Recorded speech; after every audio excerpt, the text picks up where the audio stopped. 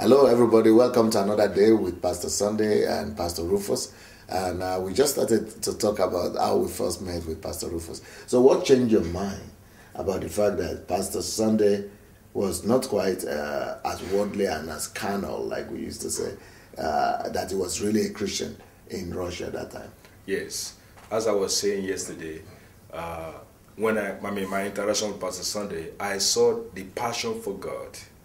Because the passion for God, that's number one. Then I saw the love for people. And you know, the Bible said that Jesus was saying that the greatest commandment, the two greatest commandments, is to love the Lord your God with all of your heart, with all of your mind. And I saw that in Pastor Sunday. And then is to love your neighbor as yourself. I saw him, the love he has for people is so high that he was not holding to anything. He's so generous. He was so generous, and he is so generous that he could give anything without holding to anything. And that's a higher level of selflessness or selfless life that I saw. And that is one of the things that I saw in Pastor Sunday that really changed my mind quickly about him. That a man who doesn't know God would never be able to live like that. We had other people in the fellowship those days. Just take people back to the days of our student fellowship, the undergrad student fellowship that we had. What were those years like?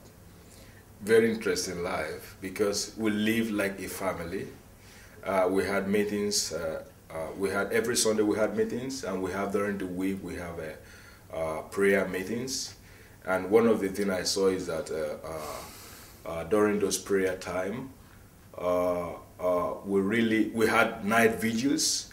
We just lived together like a family to strengthen each other. And I love the initiativeness of Pastor Sunday, because most of the initiative, like introduction of praying during the week, it came from him. And that time he was also the leader of our fellowship. So it was a very exciting time. And all the people who are in the fellowship, we grew together. We encouraged one another. We did what we call question time, when we question. Everybody who had questions about any things in the Bible, we write it and we come together to discuss these questions together, to answer these questions. And we have time like what we call the Bible character, when we look into the different characters of the Bible to learn from them what were their strengths, what were their mistakes, and those are really very exciting time. But how did we survive those days? There were some limitations and persecution against Christians.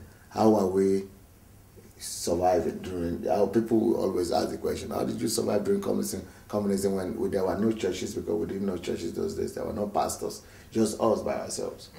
Well, the grace of God kept us, as I said, because of the possibility of being together in fellowship.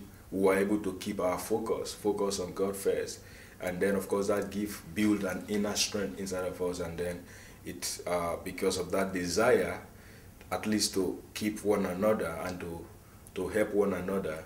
That desire, that is what really helped us to stay focused on God. And as a result of staying focused on God, we were able to keep just going and going. But those days were difficult because you were all students. Yes. And you needed to do well in school. Yes. And you were still studying Russian language. Yes. How was that like? Well, it's really a very interesting question, because I remember when I first came personally, and I was having a real struggle in the language. I remember I had a friend, who also came from Nigeria. We were studying together. He knew Russian language from Nigeria, but he was a Muslim. And I would go to him and ask him to help me, but he would just be making jest of me. But it happened to that because of the studying we were doing and the Bible studies and the Bible character. I remember we did a character study on the life of Daniel, and that really impacted me. And I went to God to pray and say, God, Daniel was in Babylon. He was in a foreign land, and that was also a land in which, different entirely from the culture, the Judaism culture he had. He was trained up, the religious culture he was brought up in. And I prayed and asked God that if you could do that for Daniel, then you could do it for me. And after that prayer, I remember I was very, very convinced that things would change from that time. And from that time on, I picked up the language supernaturally. And even the man I was talking about, he started coming for me for consultation. So that's the way God really brought us through. Yeah, things were very interesting those days. I mean, those were difficult days. Yes. But they were also exciting days. And we supported ourselves with prayer. Anyone who have any difficulty, we were open, transparent before each other. As I said, we live like a family. And we were able to come to each other for help. We pray for each other. And basically support in everything we need.